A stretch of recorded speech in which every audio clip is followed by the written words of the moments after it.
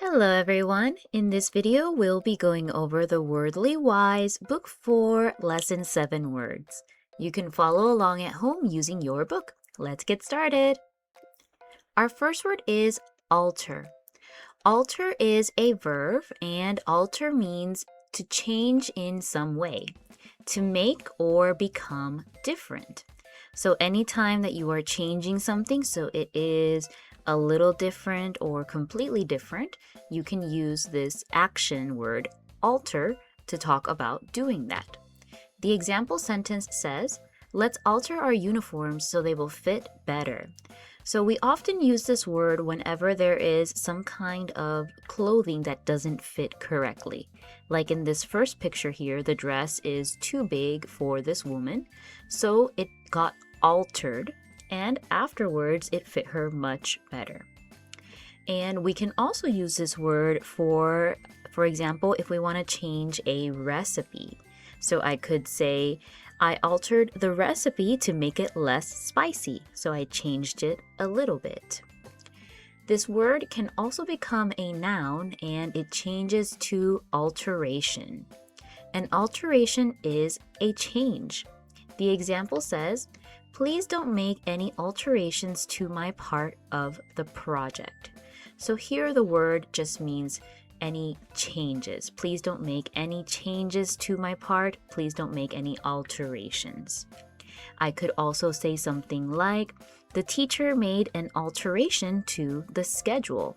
Maybe we were supposed to have a test on this day, but it got changed to a different day. So that is called an alteration, something that changed. The next word is confuse. Confuse can be used in a few different ways. As a verb, it means to make or become unclear or mixed up in the mind. For example, that math problem totally confused me. And it can also mean to mistake one person or thing for another. For example, I always confuse Sally with her twin sister, Samantha. So anytime that you are feeling a little bit lost or unclear or unsure, you can say that you are confused. Or if there is something you are mixing up, like two people that might look the same, you can also use this word to describe that situation. You might confuse two people that look the same. And it doesn't always have to be people that you get confused. It can be just regular items or even animals too. For example, if you have a white car and there's someone in the parking lot with the exact same white car as you, it might be easy to get those two cars confused.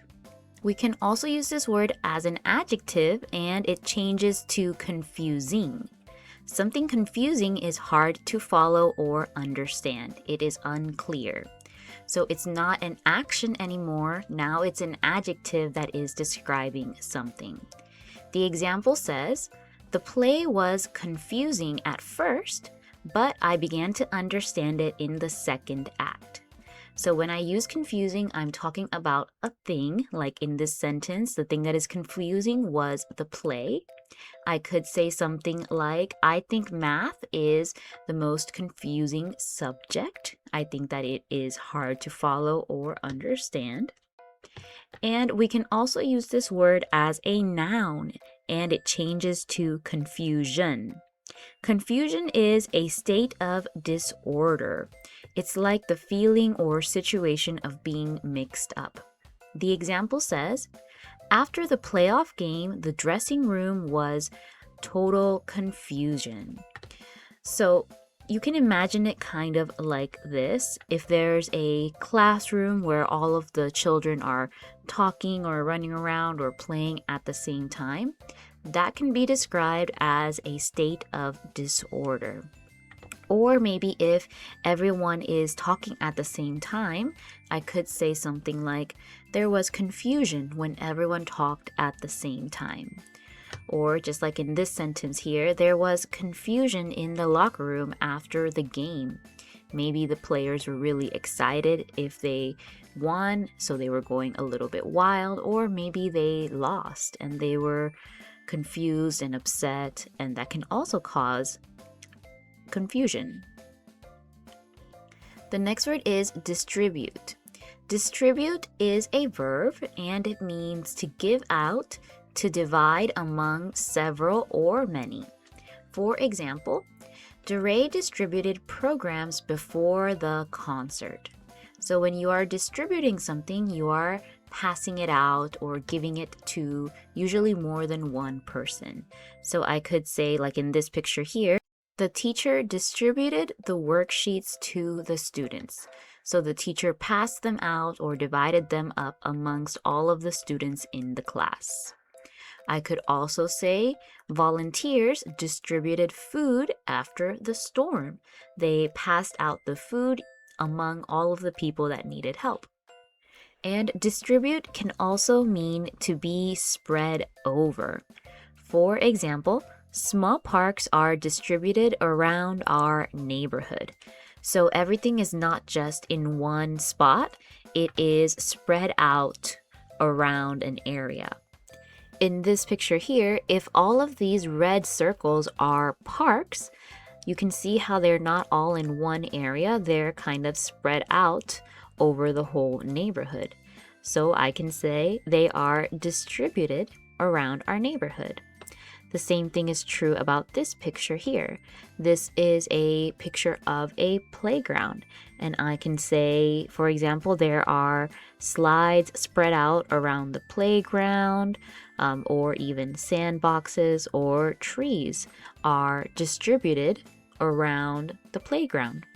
Whenever we use this word as the second definition here to mean that something is spread over an area, you will often hear it be used with the word around or throughout right after. Our next word is eject. Eject is a verb and it means to force or throw out. For example, when the 7th graders refused to listen, the coach ejected them from the team meeting. So when you are ejecting something or someone, you are telling them to get out. You are not allowing them to stay in that area or be a part of something. You might often hear this word used during soccer games or other sports games. If a player does something that is not allowed or breaks the rules, then they might be ejected from the game.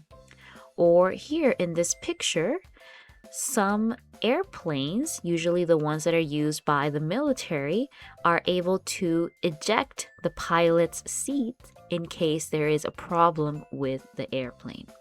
So here I can make a sentence by saying the pilot had to eject from the plane. He had to leave, or he was forced or thrown out.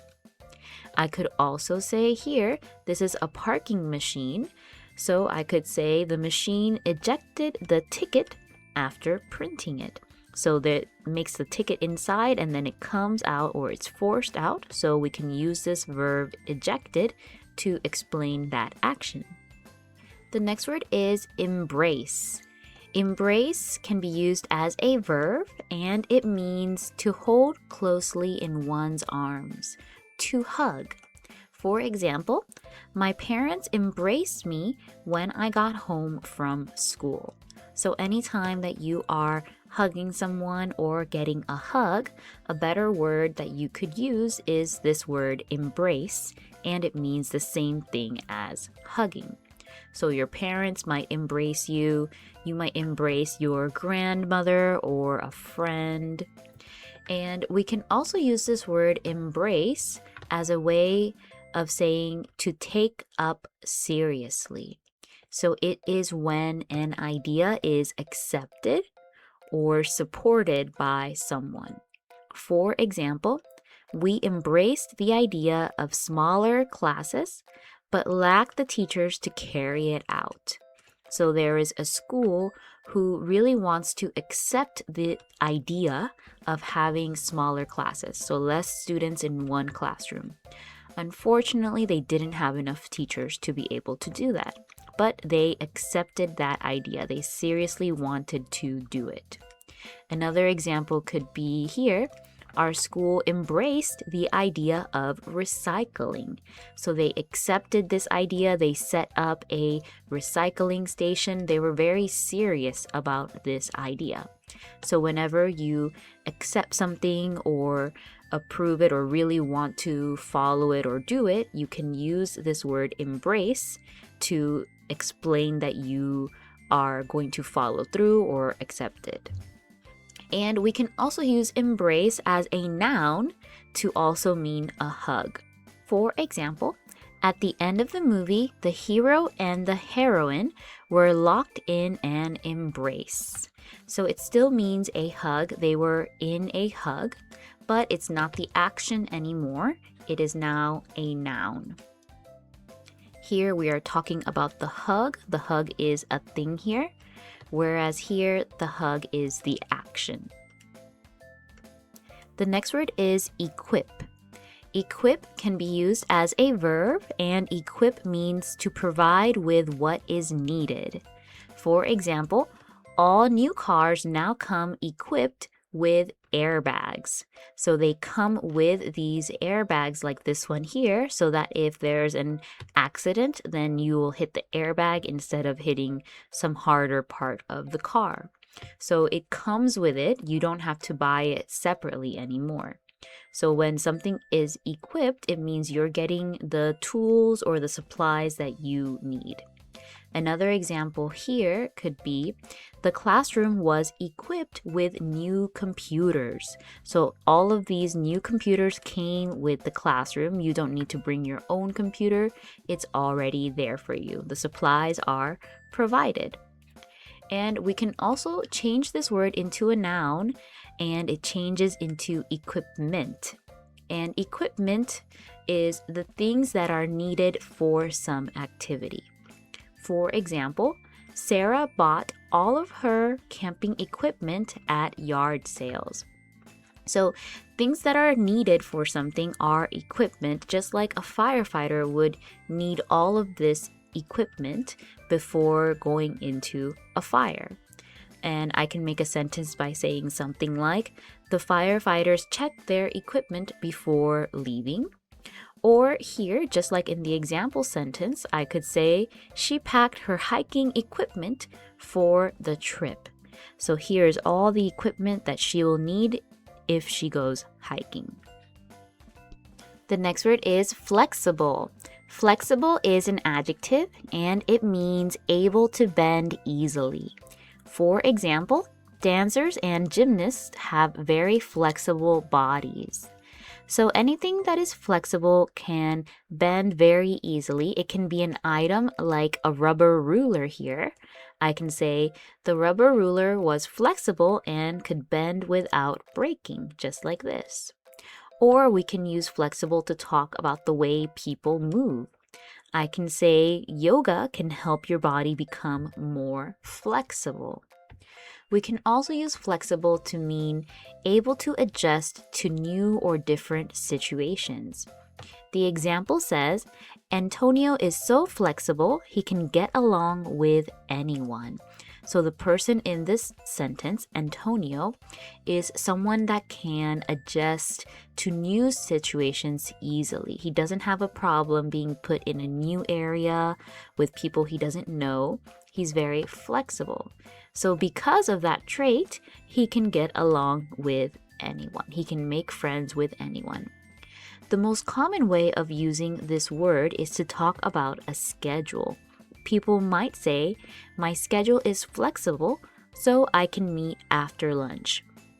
And what that means is if you have a schedule with all of the things that you need to do during the day, you can change those things to whatever time you want. You don't exactly have to do a certain thing at a certain time. If that is the kind of schedule you have, then you can say that you have a flexible schedule. You can easily change it in case there's an emergency or there's something else that you need to do. The next word is instant. Instant is a noun, and instant means a moment, a very short period of time. For example, it took Lewis only an instant to calculate the amount of paint we would need. When something happens in an instant, it's very, very quick. Usually just in the blink of an eye, something happens or something changes. So just like in this picture here, you can see that there is a man hugging his dog. And we might often use these two words together, instant relief. I could say something like, he felt instant relief when he found the lost dog.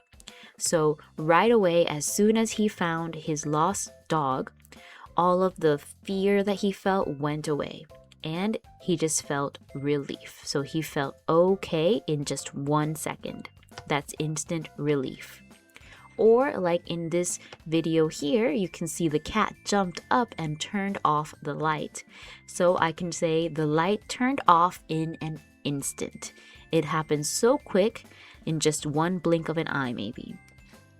Instant can also be an adjective that means happening or done at once or quick. For example, he gave an instant yes to her offer. So when someone says something very quickly or it happens just at once, we can use this word instant as an adjective as well. So I could also say something like, he answered in an instant. He answered very quickly or right away. And you might often hear this word instant as an adjective being used with yes or no or even maybe when people are trying to make up their minds about something. So an instant yes is saying yes to something very quickly. An instant no would be knowing that you did not want to do something right away. And an instant maybe could be used in a situation where you know that you're unsure right away. The next word is keen.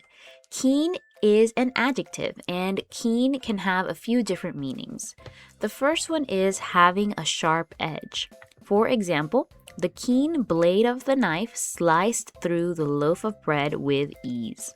So when something is keen, it can be very sharp, like a knife here. I could say, the knife had a keen edge that could slice the rope easily.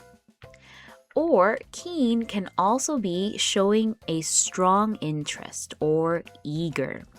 For example, Marta signed up for lessons because she was keen to learn to play the guitar. So when someone really wants to do something, they're very excited about it or they're eager about it, we might say that they are keen to do that thing. So I could say something here like he was keen to join the soccer team. He was very excited and couldn't wait to try it. The last way we can use keen is having sharp senses, quick to understand. So the example says, with her keen mind, she was able to master vocabulary with ease. So in that sentence, it's meaning that that person is quick to understand things. They are very smart maybe or intelligent. So they have a keen mind, an intelligent or quick mind. And you might often hear this word used to describe the senses of something like an animal. So I can say the eagle used its keen eyesight to spot a mouse far below or a rabbit or some other animal.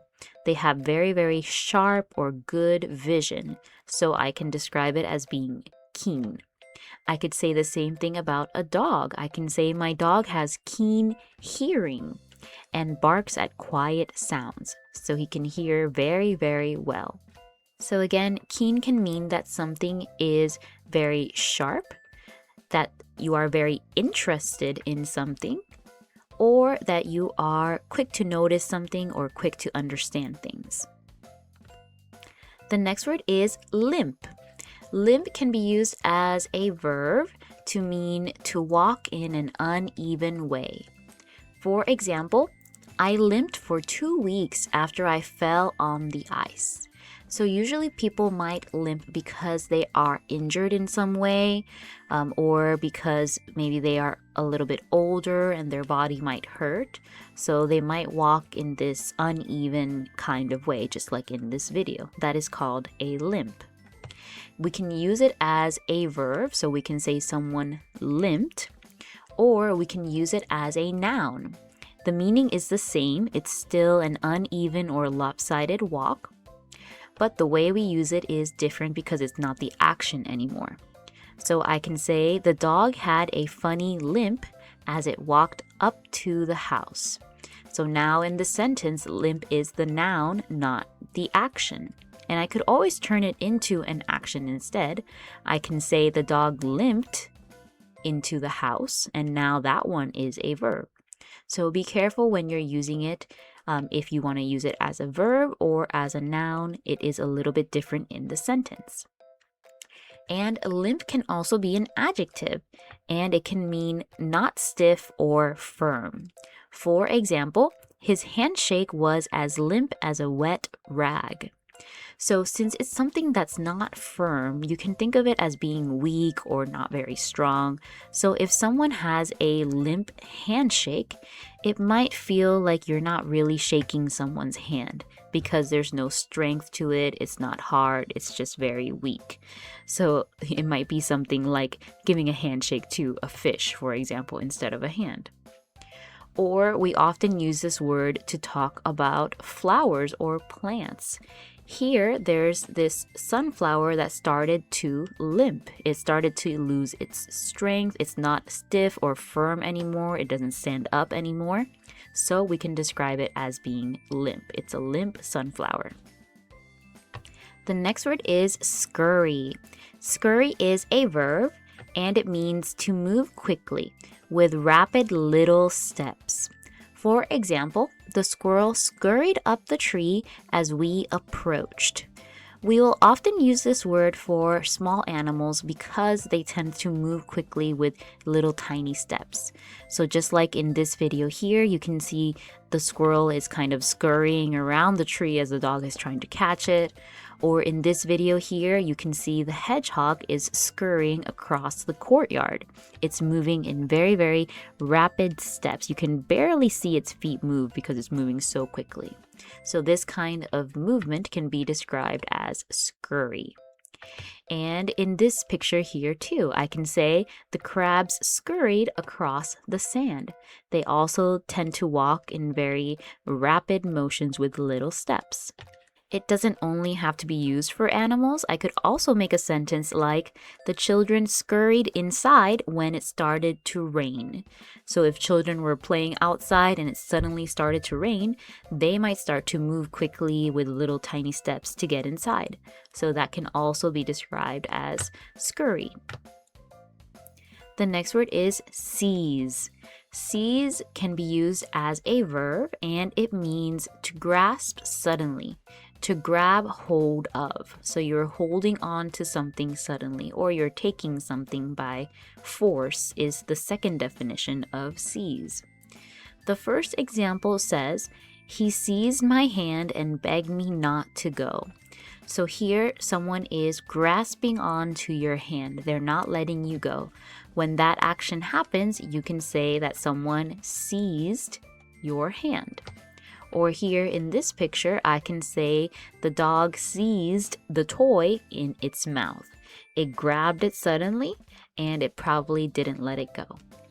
And the second way of using seize is to take something by force. So now there's no choice in this. And we often use this word when we're talking about something related to the law. So a police officer or the government might be the ones to seize something or to take something from you. The example says, the government can seize many of the things you own if you do not pay your taxes. Or like in this picture here, I could say the police seized the stolen car. So maybe this car was stolen and they found the person who stole it, so they took that car away from them. Because it was against the law, it didn't belong to them originally, so they can take it away. The next word is shallow. Shallow is an adjective and it means not deep. The example says, we went wading in a shallow stream. So we often use shallow when we're talking about bodies of water like a pool or the ocean, a stream, even a river. So when something is shallow, that means we're talking about the part that is not very deep. You can usually stand up in this part of the water, whereas the deep water, you would not be able to stand up. So here I could say the fisherman was standing in shallow water, or the children were swimming in the shallow part of the pool. And shallow can also mean with little seriousness or deep thought. And what that means is that someone did something without really thinking about it carefully. So they didn't put any effort or thought into whatever they did. The example says, he tried to sound intelligent, but his arguments were really quite shallow. So you can imagine that someone is talking and trying to sound like they know a lot of things, but really they didn't think about their ideas very deeply. So that's why we are saying the arguments or their ideas were shallow. They were not deeply thought about.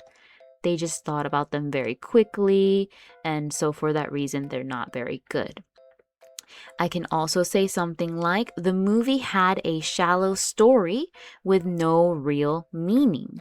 So maybe the movie didn't have some deep thoughts. It didn't make you think about anything. It was very simple, not that much exciting action happened. So I can describe it as being a shallow movie.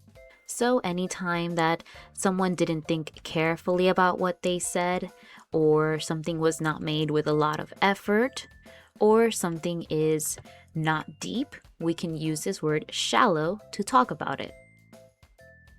The next word is surround. And surround is a verb. It means to enclose on all sides. So you are all around something.